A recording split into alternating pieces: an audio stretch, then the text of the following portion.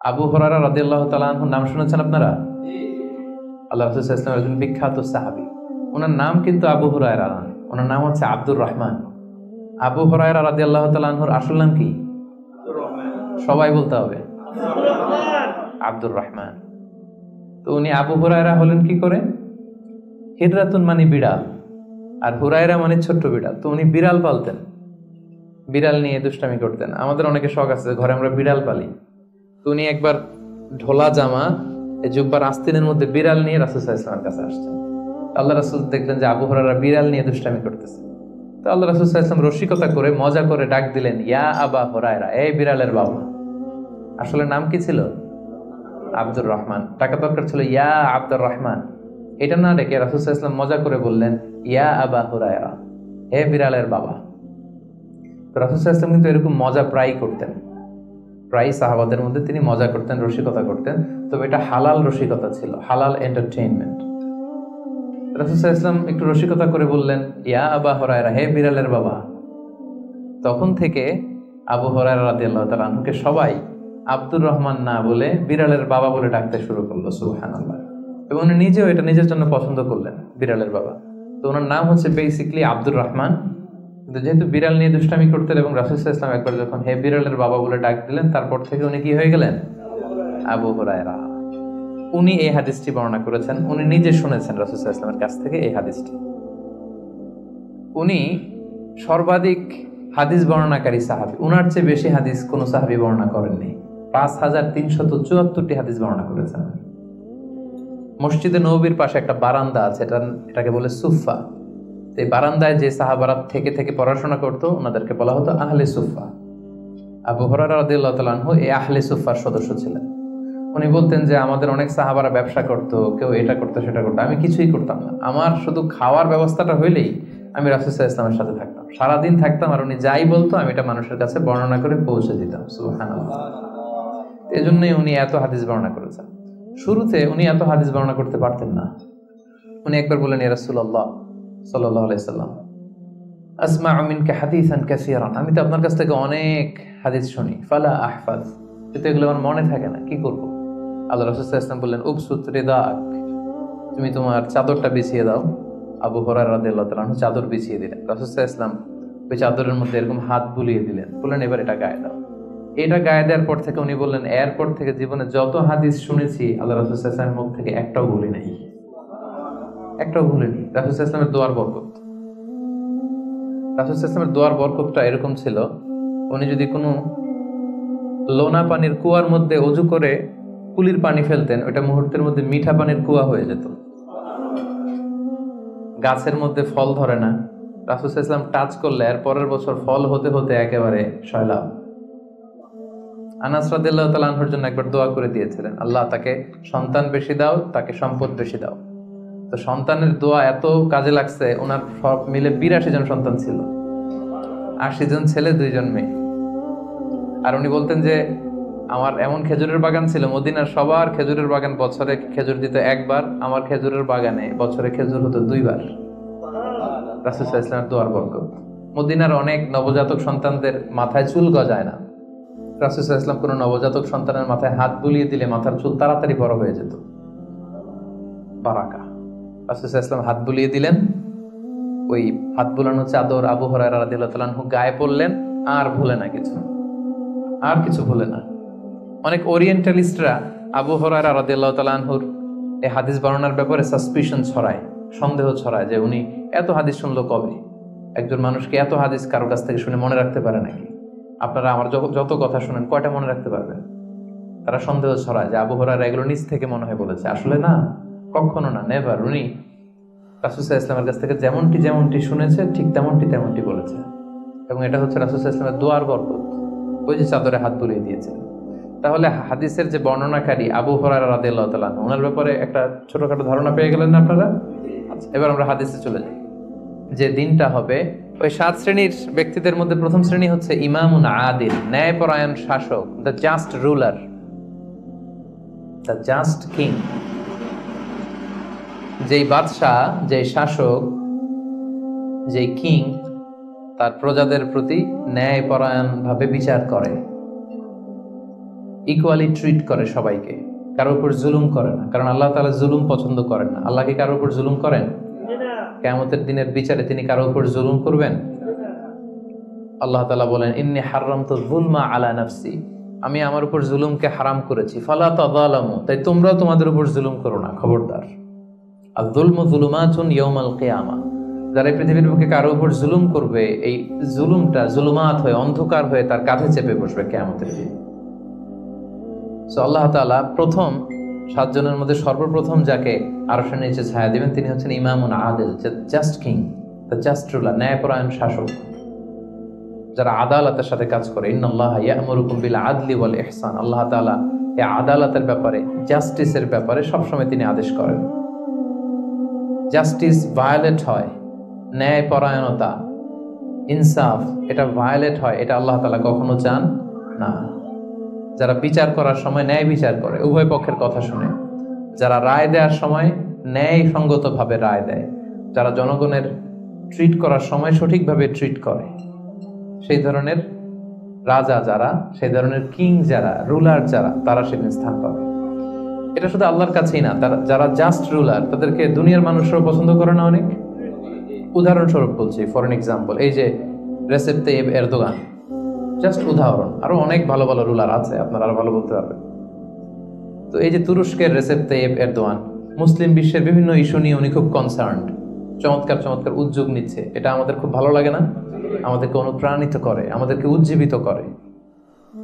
Even কি অমুসলিম রাষ্ট্রপ্রধান যারা এই জাস্ট রুলার, যারা সব সময় কি করে, ন্যায়পরায়ণতার সাথে মানুষের সাথে ট্রিট করে, তাদেরকে সবাই পছন্দ করে। কানাডার প্রধানমন্ত্রীর নাম জানেন আপনারা? এই যে জাস্টিন ট্রুডো, সে অমুসলিম, তাই না? খ্রিস্টিয়ান খুব সম্ভবত, তারপরেও তাকে সবাই খুব পছন্দ করে। কেন? He is a just ruler, তাই না?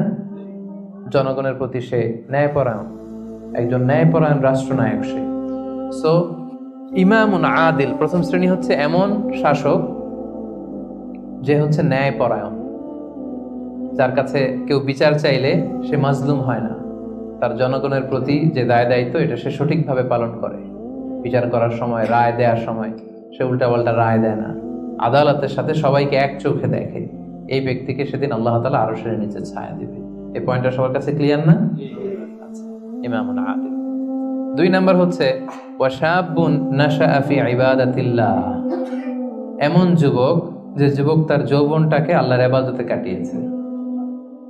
এখানে এই যে আপনারা যারা বসে আছেন বেশিরভাগই হচ্ছেন যুবক, বেশিরভাগই, সবাই তো যুবক। আমি তো বয়স্ক তেমন কাউকে দেখতে পাচ্ছি না, 2-1 ছাড়া, 2-1 তাও খুব বয়স্ক না, আমাদের কাছাকাছি বা কিছু বড় হবে, ঠিক কিনা? সাধারণত যুবক ধরা হয় কোন বয়স থেকে কোন বয়সে? লেটস সে 20 থেকে 40, তাই না? 20 থেকে 40, এই 20 বছরের সময়টা হচ্ছে একেবারে জীবনের সবচাইতে মাহেন্দ্রক্ষণ। এত শক্তি, সম্ভাবনা, টকবগে যুবক, যুবকদের মধ্যে আল্লাহ অনেক প্রাণ শক্তি দিয়েছে। এরা বিপ্লব ঘটায় ফেলতে পারে, এরা সময়ের গতি স্রোতকে পাল্টে দেয়, সাগরের স্রোতকে উল্টে দেয়, এরা বিপ্লব করে ফেলে, ইতিহাস রচনা করে, ঠিক কিনা? এই যুবক তার যৌবনের মোক্ষম সময়টা অন্যায় করে কাটায় না, আজে বাজে কাজ করে কাটায় না, জুলুম করে কাটায় না, দুর্নীতি করে কাটায় না, টেন্ডারবাজি, চাঁদাবাজি, মিথ্যা, খারাপ কাজ, কোন এই ধরনের কাজের সাথে নিজেকে জড়িত রাখে না, বরং নাশা ফি ইবাদাতিল্লাহ, আল্লাহর ইবাদতে সে তার জীবনটাকে কাটায়। এজন্য যৌবনের এই সময়টা প্রিয় ভাইরা অনেক দামি, এটা বেশি দিন থাকবে না। রং ধরা যৌবন জং ধরে নাই, শেষ। এই দেখতে দেখতে ছোট্ট কিশোর হয়ে পৃথিবীতে এসেছিলেন, শিশু ছিলেন, কিশোর, তারপর এখন যুবক, কিছুদিন পরে বিয়ে করে থাকলে দেখবেন যে আল্লাহ ঘরে মেহমান পাঠিয়ে দিলে বাবা হয়ে গেছে, কিছুদিন পরে মেয়েটার বিয়ে দিলে এরপর কি হয়ে যাবেন? শ্বশুর হয়ে যাবেন, এরপরে নানা হয়ে যাবেন, দাদা হয়ে যাবেন। এই তো জীবন, this is the circle of life. রং ধরা যৌবন জং ধরে শেষ, এটা থাকে না খুব বেশি দিন। এজন্য এই যৌবনের এই সময়টাকে যারা আল্লাহর ইবাদতে তারা কাটিয়েছে, তাদেরকে আল্লাহ তাআলা আরশের নিচে ছায়া দিবেন। নাশা ফি ইবাদাতিল্লাহ। এবং যৌবনের ইবাদতকে আল্লাহ তাআলা খুব বেশি পছন্দ করে। ইবাদতটা অনেক ব্রড সেন্সে যদি আপনি চিন্তা করেন, অনেকে মনে করে যে শুধু নামাজ পড়া, শুধু রোজা রাখা, শুধু জিকির করা, এটাই ইবাদত। আসলে ব্যাপারটা কিন্তু এমন নয়। মানব কল্যাণে আপনি যাই করেন, আল্লাহ তাআলার আদেশ পালনে আপনি যাই করেন, সবটাই ইবাদত, ঠিক কিনা? আপনি যদি রক্ত দেন, মুমূর্ষু রোগীকে বাঁচাতে রক্তের প্রয়োজন হয় না? আপনি যদি তাকে বাঁচাতে রক্ত দেন, এটাও ইবাদত। আপনি পরিবেশকে সুন্দর রাখার জন্য গাছ লাগালেন, এটাও ইবাদত। আপনি একজন মানুষ বিপদে পড়েছে, it doesn't know what to do, আপনি তাকে কনসালটেশন করলেন, কিছু সুন্দর পরামর্শ দিলেন, গাইড করলেন যে এইটা ভুল, এইভাবে করো, এই যে আপনি টাইম ব্যয় করলেন, কনসালটেশন দিলেন, এটা ইবাদত। অনেকে মনে করে যে শুধু তাসবিহ, জিকির, কোরআন তেলাওয়াত এগুলোই মনে হয় ইবাদত। না, যে পথেই আল্লাহর সন্তুষ্টি, যে কাজ করলে আল্লাহ তাআলা সন্তুষ্ট হন, এই সবগুলো কাজই কিন্তু ইবাদত। তাই যৌবনের এই মোক্ষম সময়টাতে আল্লাহ তাআলার ইবাদত করে আমাদেরকে কাটাতে হবে। আমা খালাকতুল জিন্না ওয়াল ইনসা ইল্লা লিয়াবুদুন, আমি মানব জাতি আর জিন জাতিকে কেবলই সৃষ্টি করেছি আমার ইবাদতের জন্য। এজন্য এই বয়সের, আপনাদের এই বয়সের অফিসে খুব ব্যস্ততা, এখানে খুব ব্যস্ততা, এরপরেও যে একটু কষ্ট করে নামাজটা পড়েন, হ্যাঁ, এরপরেও যে জামাতে আসেন, এরপরেও আপনি সুন্নাহ মোতাবেক চলতে যাচ্ছেন, দাড়ি রাখছেন, এটা অনেক বড় ইবাদত। এটা আল্লাহ তাআলার কাছে অনেক বেশি প্রিয়। বৃদ্ধ বয়সের ইবাদতের চেয়ে যৌবনের ইবাদত আল্লাহর কাছে অনেক বেশি প্রিয়। এর কারণ হচ্ছে, বৃদ্ধ বয়সে ইবাদত ছাড়া করবেটা কি? ইবাদত ছাড়া তো সময়ই কাটে না, কারণ ঘরে এর কথা শোনার কেউ নাই, কেউ সময় দেয় না, রাতে ঘুম আসে না, 3টার দিকে ঘুম ভেঙে যায়। বাংলাদেশের কথা যদি বলি, দেখবেন যে মুরব্বীরা 3টা-4টার পরে নাকি ওনাদের ঘুমই আসে না। তো অজু করে ইমাম সাহেবের 1 ঘন্টা আগে আসে মসজিদে ফজর পড়তে।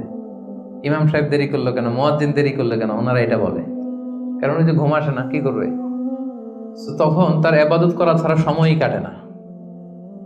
ওই ইবাদত আল্লাহর কাছে ততটা প্রিয় নয় যতটা প্রিয় হচ্ছে একজন যুবকের ইবাদত, ঠিক কিনা? আপনি যৌবন কালে যদি আল্লাহ তাআলা দাসত্ব করতে পারেন, ইবাদত করতে পারেন, আপনার বার্ধক্যে উপনীত হওয়ার পরে ইবাদত করতে না পারলে আল্লাহ তাআলা ইবাদত দিয়ে আপনার আমলনামা পূর্ণ করে দিবে, পূর্ণ করে দেবে। ওটা ফজরের সময় উঠতে পারতেছেন না, কোমরে ব্যথা, ডায়াবেটিস ইত্যাদি ইত্যাদি, আল্লাহ বলবে যুবক অবস্থায় কি করেছিল ওইটা দেখো, ওই সময় যা করছে ওইটা লিখে দাও। এই জন্য আল্লাহ রাসূল সাল্লাল্লাহু আলাইহি ওয়াসাল্লাম বলেছেন যে এই যৌবনটারে কাজে লাগাও। আল্লাহ রাসূল সাল্লাল্লাহু আলাইহি ওয়াসাল্লাম বলেছেন 5টা বিষয় আসার আগে 5টা জিনিসকে কাজে লাগাও। তার মধ্যে একটা হচ্ছে শাবাবাকা ক্বাবলা হারামিক, বার্ধক্য আসার আগে যৌবনকে কাজে লাগাও।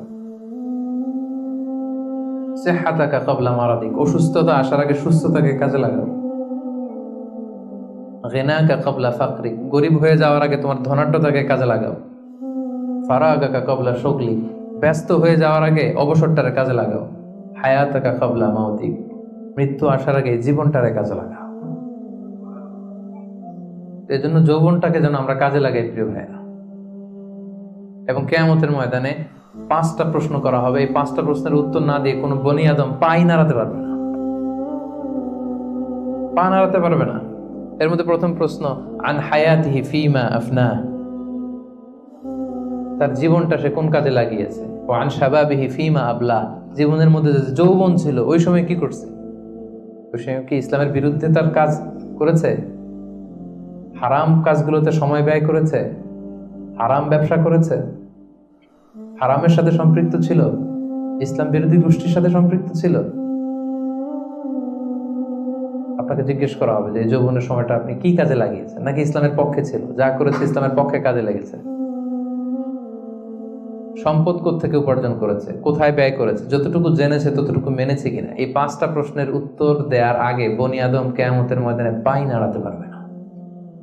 এজন্য দ্বিতীয় শ্রেণী হচ্ছে ওয়াশাবুন নাশাআ ফি ইবাদাতিল্লাহ, এমন যুবক যে তার যৌবনকে আল্লাহর ইবাদতে কাজে লাগিয়েছে। এজন্য যৌবনটাকে যেন আমরা কাজে লাগাই। মনে থাকবে সবার, সবাই কিন্তু আপনারা যুবক, এই সময়টা পাবো না, আমরা মিস করবো কিছুদিন পরে। এই যে কুচকুচে কালো দাড়ি, আপনার কি মনে হয় আজীবনে কালোই থাকবে? তাহলে আমাদের দাদার গুলা সাদা করলো কে, নানার গুলা সাদা করলো কে? ওই বয়সে যাওয়ার পরে এই কুচকুচে দাড়ি, কালো চুল, এগুলো কি হয়ে যাবে? সাদা হয়ে যাবে। এটাই জীবন। সো সময়টাকে যেন আমরা কাজে লাগাই, আমরা যেন অন টাইমে জামাতের সাথে সালাতগুলো যেন আদায় করি, কোনো হারাম কাজের সাথে যেন আমরা সম্পৃক্ত না হই। খুব হিসেব করে করে আমাদের এই যৌবনের চমৎকার সময়টা যেন আমরা কাজে লাগাই। মনে থাকবে তো ইনশাআল্লাহ? 3 নাম্বার হচ্ছে ওয়ারাজুলুন কলবুহু মুআল্লাকুন বিল মাসাজিদ, এমন ব্যক্তি যার হৃদয়টা সবসময় মসজিদের সাথে ঝুলে থাকে, মসজিদের সাথে সবসময় লেগে থাকে, মসজিদের সাথে সম্পৃক্ত, মসজিদ ছাড়া আর কিছু ভালো লাগে না, এরকম কিছু টাইপ লোক আছে না? মসজিদ থেকে নামাজ পড়ে চলে আসছে বাসায়, কিন্তু মন পড়ে আছে কই? আমাদের অনেকের যায় মসজিদে কিন্তু মন থাকে কই? বাড়িতে। উল্টা হয়ে যায় আর কি, উল্টা যেন না হয়। অনেকে দেখবেন যে জোহরের নামাজ পড়ে বাসায় আসছে, বাট মনটা পড়ে আছে মসজিদে। এই 3 নম্বর ব্যক্তি হচ্ছে রজুলুন কলবুহু মুআল্লাকুন বিল মাসাজিদ। 3 নম্বর ওই ব্যক্তিকে আল্লাহ আরশের নিচে জায়গা দিবে যার হৃদয়টা মসজিদের সাথে লেগে থাকে। আর মসজিদ খুব ভালো লাগে। জোহর পরে বাসায় আসে কিন্তু মনটা পড়ে থাকে মসজিদে, ভাবে যে আসরটা পড়তে কখন যাব। আবার আসরের সময় যে যখন বের হয় মনে মনে ভাবে মাগরিবের সময় আমি কই থাকবো, আশেপাশে সূরাও থাকবে কিনা, মসজিদের জায়গা থাকবে কিনা, নামাজটা জামাতে হবে কিনা, একটা টেনশন, একটা পেরেশানি, সবসময় মসজিদের দিকে মনটা লেগে থাকে সব সময়। এই ধরনের লোককে আল্লাহ তাআলা সেদিন তার আরশের নিচে ছায়া দিবেন। একটা হাদিস আল্লাহ রাসূল সাল্লাল্লাহু আলাইহি ওয়াসাল্লাম বলেছেন যে মান গাদা ইলাল মসজিদি আও রাহা আ'আদাল্লাহু লাহু নুজুলান ফিল জান্নাতি কুল্লামা গাদা আও রাহা। সকাল সন্ধ্যা যে ব্যক্তি সবসময় মসজিদে যায়, যতবার সে মসজিদে যাবে ততবার আল্লাহ তাআলা জান্নাতের মধ্যে তার জন্য স্পেশাল একটা অ্যাপার্টমেন্ট তৈরি করবেন, স্পেশাল একটা বাঙ্কুয়েট হল তৈরি করবেন। এই যে এরকম বাঙ্কুয়েট হল, যেখানে তার হসপিটালিটি, তাকে আপ্যায়নের জন্য ফেরেশতারা বসে থাকবে। আল্লাহু আকবার। এজন্য মসজিদের সাথে যেন আমরা আমাদের সম্পর্কটাকে গড়ে তুলি। যদিও এই কোভিডের কারণে মসজিদে যাওয়ার সুযোগ খুব একটা আমাদের হচ্ছে না। আমি জানি না আপনাদের এলাকাগুলোতে কি অবস্থা, যেতে পারেন না। আমি নিজেও অনেক দিন মসজিদে নামাজ পড়তে পারছি না। মাঝে মাঝে আমাদের ইউনিভার্সিটিতে যেতাম জুমার সালাতে, এখন সেটাও যাওয়া যায় না, সুযোগ নাই। একটা সময় ছিল অনেকে যায় নাই, এখন মসজিদের দরজাগুলো বন্ধ। আমার মোহতারাম মরহুম নানা শ্বশুর গোলাম সরোয়ার সাইদি নানা ভাই ইন্তেকাল করেছেন, আপনারা জানেন। উনি চমৎকার একটা আলোচনা করেছিলেন। উনি বলছিলেন যে হে যুবক, তুমি কি এখনো মসজিদে যাবে না? তুমি কি দেখছো না গোটা বিশ্বের মসজিদগুলোতে তালা ঝুলছে? কখন তোমার হুঁশ ফিরবে? আর কবে তুমি নামাজি হবে? এখন তো তুমি চাইলেও যেতে পারবে না, এখন তো চাইলেও যেতে পারছি না, ঠিক কিনা? একটা সময় যাই নাই, অনেকেই যায় নাই। এখন মন চাচ্ছে মসজিদে যে নামাজ পড়বো, তারপরও যাওয়ার সুযোগ নাই। এই যে মালয়েশিয়াতে প্রায় 1 বছর ধরে আমরা মসজিদে রেগুলারলি যেতে পারছি না। কিছুদিন অবস্থা ভালো হলে খুলে দেয়, তারপরে আবার লকডাউন, আবার এমসিও, মুভমেন্ট কন্ট্রোল অ্যাক্ট। তো চাইলেও কিন্তু আমরা যেতে পারবো না। এবং এই পরিস্থিতি থেকে আসলে উত্তরণ হবে কিনা আমাদের কোনো গ্যারান্টি আছে? নতুন আরেকটা করোনা ভাইরাসের ধরন পাওয়া গিয়েছে ইউকেতে, লকডাউন, সব ইন্টারন্যাশনাল ফ্লাইট ক্যান্সেল। ওইটা নাকি এই কোভিডের 10 গুণ বেশি শক্তিশালী। এটা যদি চারদিক থেকে হামলা করে, অ্যাটাক করে, আমরা যাবো কোথায়? একটা সময় মসজিদে আমরা যাই নাই, এখন চাইলেও যেতে পারছি না। যেন সম্মানিত ভাইয়েরা, আমরা আল্লাহ তাআলার কাছে দোয়া করি যে আমাদের এই কঠিন পরিস্থিতি থেকে আল্লাহ তাআলা আমাদেরকে উত্তরণ দিক, মসজিদগুলোকে আল্লাহ তাআলা খুলে দেওয়ার ব্যবস্থা করে দিক, আমরা যেন আবার আগের মতো মসজিদে যে আল্লাহ তাআলাকে সেজদা দিতে পারি।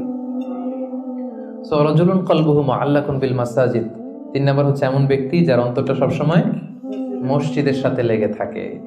দেখবেন অনেক লোক আছে মসজিদে গেলে ভালো ফিল করে, he feels good, he feels very comfortable. মসজিদে গেলে কেমন যেন একটা আরাম লাগে, শান্তি লাগে, প্রশান্তি অনুভব হয়, হয় না আপনাদের? মসজিদে গেলে অনেকের ঘুমও চলে আসে শান্তির চোটে। মসজিদে জুমার খুতবা দেওয়ার সময় ঘুম আসে না অনেকের? কারণ ওই সব গুনার বোঝা তো মসজিদের বাইরে ফেরেশতারা রেখে দিয়েছে। এবার হালকা হয়ে, পাতলা হয়ে, প্রশান্ত চিত্তে মসজিদে ঢুকলে প্রশান্তির ঘুম চলে আসে।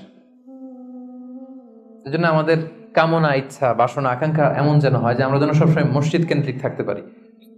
কাজী নজরুল খুব চমৎকার করে লিখেছেন, মসজিদেরই পাশে আমার, যাতে গড়ে বসে মুয়াজ্জিনের আজান শুনতে পাই। শুনেছেন না আপনারা?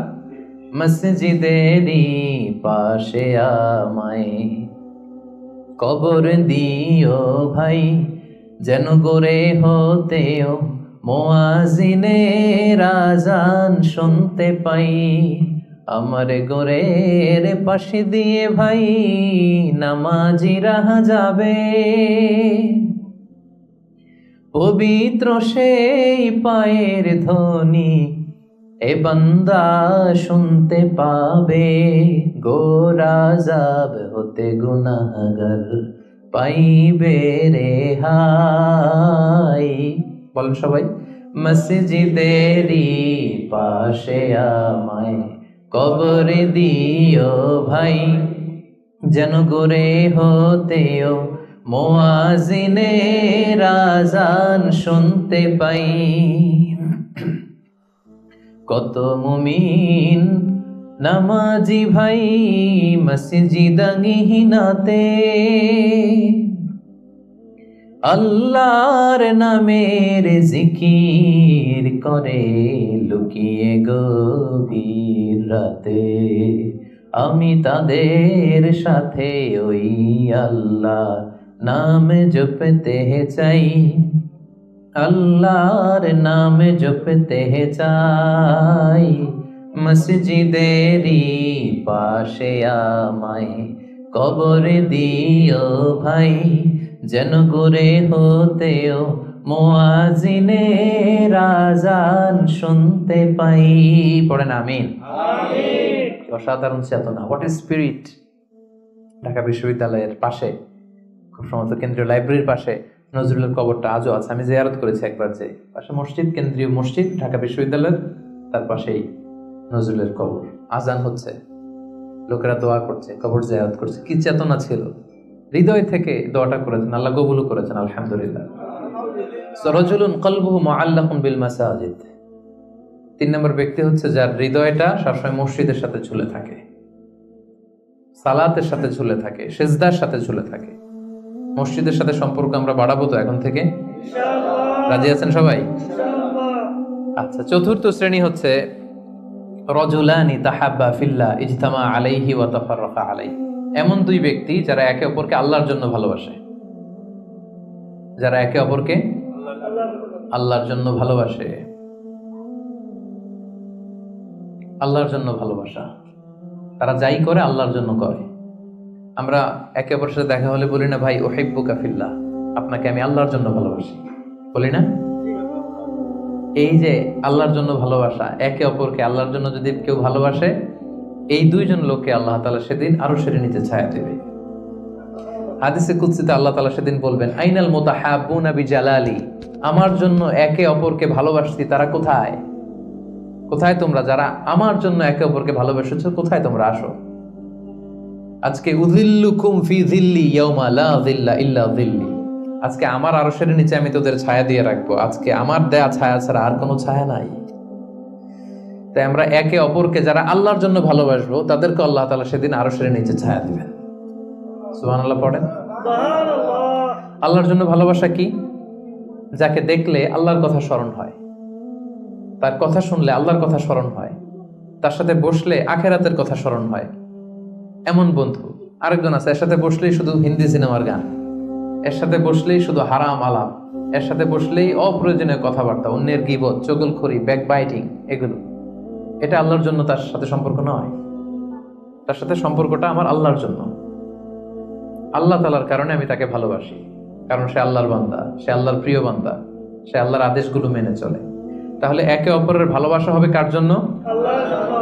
ইজতামা আলাইহি, এই ভালোবাসা নিয়েই তারা পৃথিবীতে একত্রিত হয়। ওয়া তাফাররাকা আলাইহি, এবং আল্লাহর উপর ভালোবাসা অবশিষ্ট রেখেই তারা পৃথিবী ত্যাগ করে। এই ধরনের লোককে আল্লাহ তাআলা সেদিন আরশের নিচে ছায়া দিবেন। এজন্য আমাদের সব কাজগুলো যেন প্রিয় ভাই একমাত্র আল্লাহর খুশির জন্য হয়। দুনিয়ার লোভের জন্য, দুনিয়ার স্বার্থের জন্য কোনো কাজ করা যাবে না। আপনি যদি দুনিয়ার স্বার্থের জন্য কোনো কাজ না করে শুধু আল্লাহর খুশির জন্য করেন, দুনিয়ার স্বার্থ এমনি উদ্ধার হয়ে যাবে, আই গ্যারান্টি। আপনি কয়েকদিন প্র্যাকটিস করে দেখেন যে যেটাই করব আমার আল্লাহ এই কাজে সন্তুষ্ট কিনা, এটা আপনি দেখে করেন, দেখবেন দুনিয়ার সবকিছু আপনার হাতের মুঠোয় চলে আসবে। ওটা দুনিয়াটা আপনার হাতের মুঠোয় আসবে যদি আল্লাহকে আপনি এখানে স্থান দেন। আর দুনিয়াটার এখানে স্থান দিলে গোটা দুনিয়া আপনাকে অপমান করে ছাড়বে, ঠিক কিনা? এজন্য আমাদের ভালোবাসা যেন হয় শুধু কার জন্য? আল্লাহ। রাসূল সাল্লাল্লাহু আলাইহি ওয়াসাল্লামকে আল্লাহ তাআলা আদেশ করেছেন, হে নবী আপনি বলে দেন, কুল ইন্না সলাতি ওয়া নুসুকি ওয়া মাহইয়ায়া ওয়া মামাতি লিল্লাহি রাব্বিল আলামিন। হে নবী আপনি বলে দিন, আমার সালাত, আমার যাকাত, আমার রোজা, আমার হজ সবকিছু একজনের জন্য, তিনি কে? আল্লাহ। তাই আমাদের একে অপরের ভালোবাসাটা কার জন্য? আল্লাহর জন্য। আমি আপনাদেরকে আল্লাহর জন্য ভালোবাসি, এই যে আপনারাও আমাকে আল্লাহর জন্য ভালোবাসেন। তাহলে আমরা কিন্তু এই 7 শ্রেণীর ক্যাটাগরির মধ্যে পড়ে গেছি। আলহামদুলিল্লাহ, পড়বেন না? তাহলে একে অপরকে কার জন্য ভালোবাসবেন? দুনিয়ার স্বার্থে? No, never. একজনের খুশির জন্য তিনি কে? একে অপরকে যখন ইমানি ভাইকে, দিনী ভাইকে যখন কেউ আল্লাহ তাআলার জন্য ভালোবাসে, এই ব্যক্তিদেরকে আল্লাহ তাআলা সেদিন তার আরশের নিচে ছায়া দিবেন। তাহলে কয়টা গেল 7টার মধ্যে থেকে? কয়টা মনে আছে তো? আর কয়েক মিনিট বলি না? আচ্ছা, 5 নাম্বার হচ্ছে ওয়ারাজুলুন দাআত ইমরাআতুন যাতু মানসিবিন ওয়া জামাল। এমন লোক, দাআত ইমরাআতুন যাতু মানসিবিন ওয়া জামাল, এমন ব্যক্তি যাকে কোনো সম্ভ্রান্ত, ডিগনিফাইড এন্ড প্রেস্টিজিয়াস ফ্যামিলির খুব দেখতে সুন্দর, গর্জিয়াস, বিউটিফুল কোনো লেডি তাকে পাপ কাজের জন্য আহ্বান করলো, বিবাহ বহির্ভূত সম্পর্কের জন্য, দৈহিক সম্পর্কের জন্য আহ্বান করলো, এবং সে চাইলেই এই অশ্লীল কাজে, এই ব্যভিচারে, এই পাপ কাজে জড়িত হয়ে যেতে পারত, কিন্তু সে সেটা করেনি, সুযোগ পেয়েও এই কাজ করেনি, বরং সে সাহসিকতার সাথে বলেছে ইন্নী আখাফুল্লাহ, আমার পক্ষে এই প্রপোজাল, এই প্রস্তাব মেনে নেওয়া সম্ভব নয়, কারণ আমি একজনকে ভয় করি, তিনি কে? যাদের হৃদয়ে আল্লাহর ভয় আছে তাদের দ্বারা এই পাপ কাজ করা সম্ভব? সম্ভব না। ইন্নী আখাফুল্লাহ, আমি আল্লাহ তাআলাকে ভয় করি।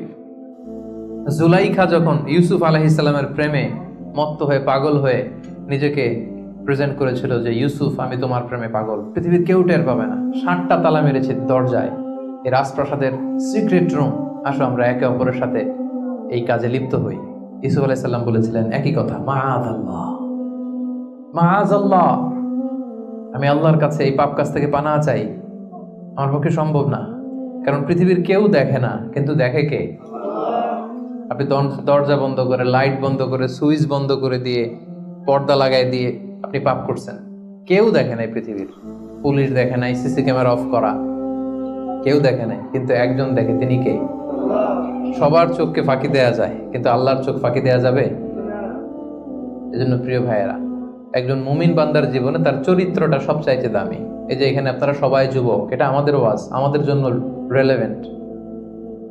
এজন্য ইংরেজিতে বলা হয় when money is lost something is lost, যখন টাকা নষ্ট হয়, টাকা হারায়, এটা সামথিং, হাতের ময়লা আবার আসবে। when health is lost something is lost, যখন স্বাস্থ্য নষ্ট হয়, এটা কিছু একটা জিনিস নষ্ট হয়, কিন্তু when character is lost everything is lost, যখন চরিত্র শেষ, ওর কিচ্ছু নাই, ওর সব শেষ, ঠিক কিনা? এজন্য প্রিয় ভাইয়েরা, আমাদের চরিত্রটাকে হেফাজত করতে হবে। এটা হচ্ছে খুবই রেলেভেন্ট ওয়াজ আমাদের জন্য। শয়তানের হাতছানি, চাকচিক্যময় হাতছানি আমাদেরকে পাপের পথে নিয়ে যেতে পারে, কিন্তু খবরদার, ইউসুফ আলাইহিস সালামের সেই শিক্ষা যেন আমরা ধারণ করি। আমরা যেন বলি মাআযাল্লাহ, ইন্নী আখাফুল্লাহ, আমি আল্লাহ তাআলাকে ভয় করি। আমি কাকে ভয় করি? আল্লাহ তাআলাকে। আল্লাহ ইজ ওয়াচিং মি, আল্লাহ আমাকে দেখছেন, পৃথিবীর কেউ দেখে না, কিন্তু দেখে কে? আল্লাহ তাআলা, তিনি দেখেন।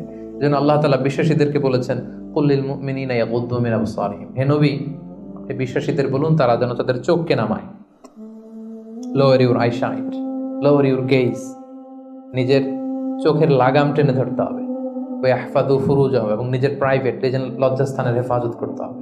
আল্লাহ রাসূল সাল্লাল্লাহু আলাইহি ওয়াসাল্লাম বলেছেন মাইয়াদমান লি মা বাইনা লিহিয়াইহি ওয়া মা বাইনা রিজলাইহি আদমান লাহুল জান্নাহ। একটু খেয়াল করে শুনেন, আল্লাহ রাসূল বলেছেন আমার যে উম্মত আমাকে 2টা অঙ্গের গ্যারান্টি দিবে যে এই 2 অঙ্গ দিয়ে সে কোনো পাপ করবে না, তাহলে ওই উম্মতকে আমি জান্নাতের গ্যারান্টি দিয়ে দিলাম। অঙ্গ 2টা কি? এক হচ্ছে 2 চোয়ালের মাঝখানে যে অঙ্গটা থাকে, মানে জিহ্বা, আরেক হচ্ছে 2 পায়ের মাঝখানে যেটা থাকে, প্রাইভেট, মানুষের লজ্জাস্থান। এই 2টা অঙ্গের গুনাহ করবে না বলে যদি কোনো উম্মত আমার গ্যারান্টি দেয়, আমি আমার ওই উম্মতকে জান্নাতের গ্যারান্টি দিব। এজন্য চক্ষুকে হেফাজত করতে হবে, নজরকে হেফাজত করতে হবে। বিশ্বাসীদের বৈশিষ্ট্য হচ্ছে ওয়াল্লাযীনা হুম লিফুরুজিহিম হাফিজুন, বিশ্বাসীরা তাদের প্রাইভেট লজ্জাস্থানের হেফাজত করে। তারা বিয়ে ছাড়া অন্য কোনো ভাবে যৌন সম্পর্কে জড়ায় না, তারা একটা বৈধ যৌন সম্পর্কে, হালাল যৌন সম্পর্কে তারা জড়ায়। বিয়ে ছাড়া কোনো যৌন সম্পর্ক ইসলাম আমাদের জন্য হালাল করে নাই। এজন্য যুবকদেরকে বিষ্ণু ইসা ইসলাম বলেছেন ইয়া মা'আশারাশ শাবাব মান ইসতাতাআ মিনকুমুল বাআতা ফালিয়াতাযাওয়াজ, যাদের সক্ষমতা আছে আর্থিক এবং শারীরিক, ফালিয়াতাযাওয়াজ, বিয়ে করো। ফাইন্নাহু আগাদ্দু লিল বাসার, বিয়ে করলে চোখ নিম্নগামী হয়। ওয়া আহসানু লিল ফারাজ, লজ্জাস্থান হেফাজতে থাকে। ওয়া মান লাম ইয়াস্তাতি, যার সক্ষমতা নাই বিয়ে করার, ফাআলাইহি বিসসাওম, সে রোজা রাখো। সে কি করো? ফাইন্নাহু লাহু বিজা, কারণ এই রোজার মাধ্যমে তাকে পাপ কাজ থেকে আল্লাহ তাআলা বাঁচাবেন। সুবহানাল্লাহ। এখানে বিয়ে করছেন না সবাই? সবাই বিবাহিত? আচ্ছা, আলহামদুলিল্লাহ। আল্লাহ তাআলা খুব দ্রুত যারা বিয়ে করে নাই তাদেরকেও বিয়ের ব্যবস্থা করে দেয়। বিয়েটা কিন্তু ভাই অনেক বরকতের। বিয়েটা কি অনেক বরকতের। হালাল পন্থায় আল্লাহর দেয়া যৌবনকে উপভোগ করুন।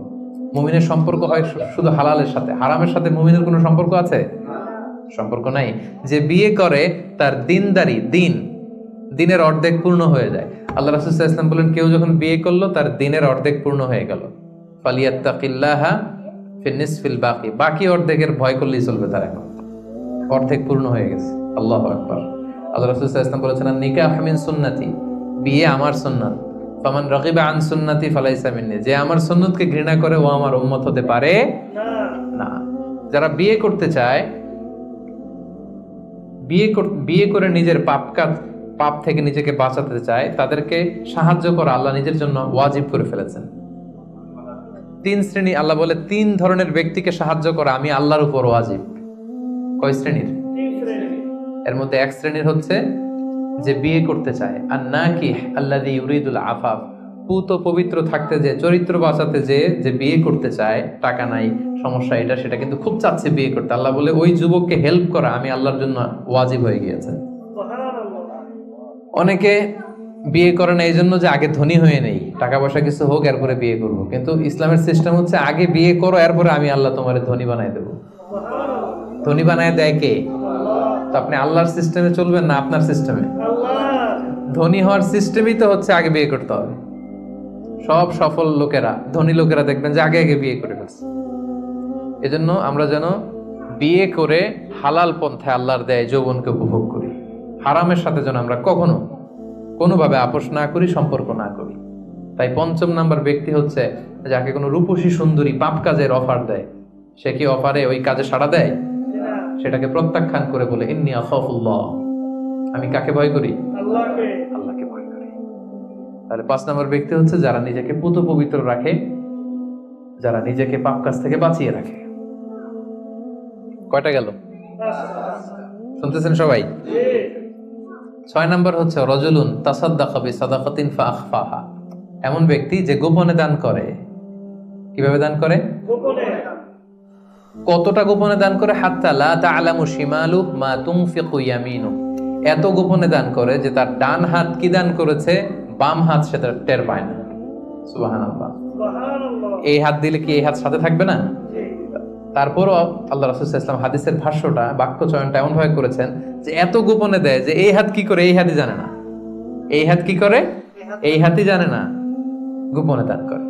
প্রকাশ্যে দান করা জায়েজ, দেখিয়ে দান করা জায়েজ আছে, কিন্তু শ্রেষ্ঠ দান, ভালো দান হচ্ছে গোপনে দান। কারণ দেখিয়ে দান করলে এটা আল্লাহর কাছে কবুল হতেও পারে, নাও হতে পারে। আপনার মনের মধ্যে রিয়া, লোক দেখানো ভাব থাকতে পারে, তাই না? আমাদের দেশে অনেক প্রোগ্রামে, মসজিদে, মাহফিলে বলে যে অমুক ভাই চেয়ারম্যান সাহেব, অমুক এমপি, অমুক দানবীর, উনি 1 লক্ষ টাকা, বলেন মারহাবা। তো সবাই বলে মারহাবা, আর ওনারও একটা ইচ্ছা যে আমার একটু বলুক সবাই মারহাবা, দানবীর বলুক, আমি যে শিল্পপতি, বিজনেস ম্যাগনেট, একটু নাম টাম হোক আমার। এই যে নাম হোক, একটু নাম ফুটানোর মানসিকতা নিয়ে যে 1 লক্ষ টাকা দান করলো, 1টি টাকা আল্লাহর কাছে কবুল হয়নি। কারণ লোক দেখানো মানসিকতা নিয়ে করলে এটা আল্লাহ কবুল করে না। কারণ ওইখানে সে 2 জনের সন্তুষ্টি চাচ্ছে, লোকেও ভালো বলুক, আল্লাহও ভালো বলুক। নো, আল্লাহ এটা নেবেন। এই শিরক করে ফেলছেন। শিরক মানে আল্লাহর সাথে যদি কাউরে আবার সাথে চান, আপনি অন্য কাউকে চাইতে পারবেন না, দেখাতে হবে একজনকে, তিনি কে? এটাকে বলা হয় শিরকুল আসগার, ছোট শিরক। লৌকিকতা, লোক দেখানো মানসিকতা, এটা ছোট শিরক, বড় শিরক না, এটা ছোট শিরক। সো এই লৌকিকতার মানসিকতা আমাদেরকে বন্ধ করতে হবে। অনেক দানবীর, দানশীল ব্যক্তি কিয়ামতের দিন জাহান্নামে যাবে। আল্লাহ বলবে যাও, go to the hell fire, জাহান্নামে যাও।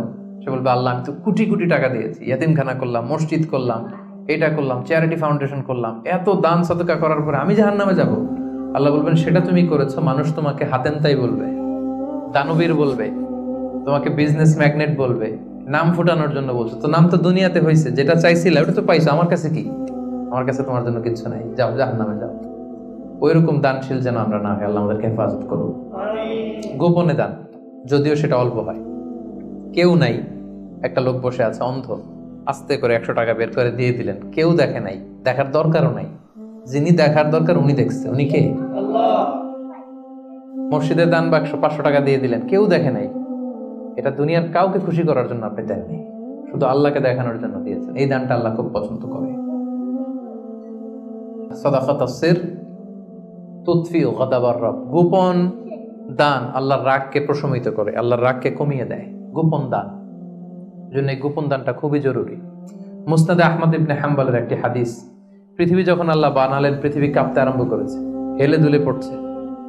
আল্লাহ পৃথিবীতে পাহাড় নামিয়ে দিলেন, পাহাড় ঢুকিয়ে দিলেন। পাহাড় যখন প্যারেকের মতো ঢুকিয়ে দিলেন পৃথিবীতে, পৃথিবী আর কাঁপে না, আর ভূমিকম্প হয় না, আর নড়ে না। এই দৃশ্য ফেরেশতারা দেখে তো অবাক, বললেন এই আল্লাহ, পাহাড়ের এত শক্তি যে পৃথিবীর মধ্যে পাহাড় যখন প্যারেকের মতো ঢুকাই দিলেন, পৃথিবী আর কাঁপে না, পৃথিবী একেবারে স্টেবল। ইয়া রাব্বি হাল মিন খালকিকা শাইউন আশাদ্দু মিনাল জিবাল, আল্লাহ আপনার সৃষ্টির মধ্যে পাহাড়ের চাইতে শক্তিশালী কি কিছু আছে? ফেরেশতারা জিজ্ঞেস করতেছে। আল্লাহ বলেন আছে। কি সেটা?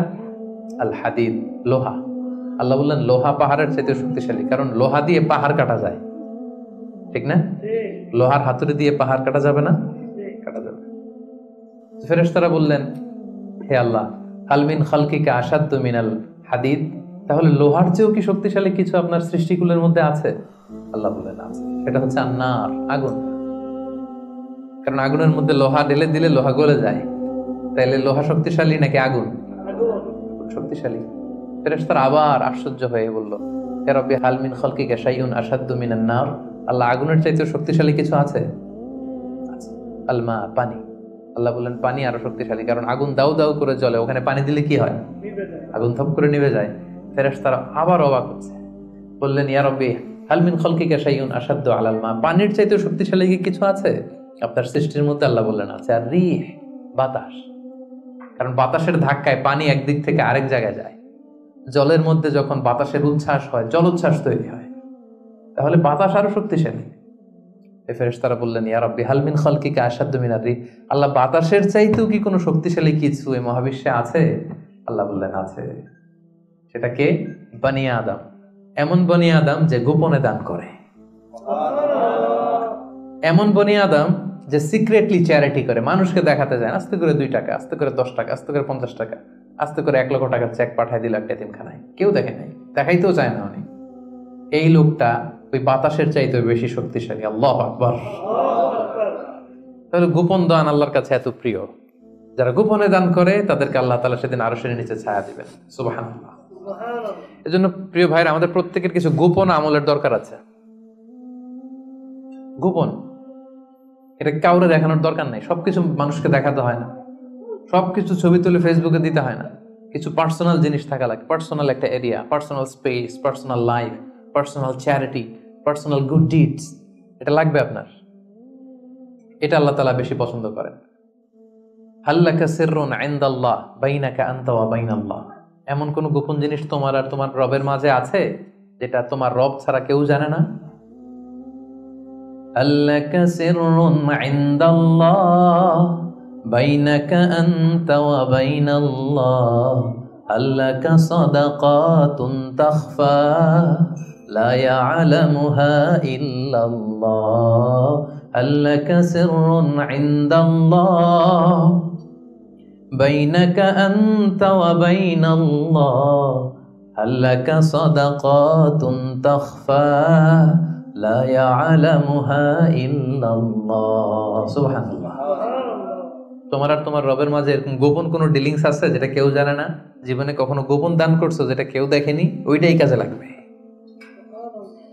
এজন্য 6ষ্ঠ শ্রেণী হচ্ছে ওই ব্যক্তি যে গোপনে দান করে, সিক্রেট চ্যারিটি করে।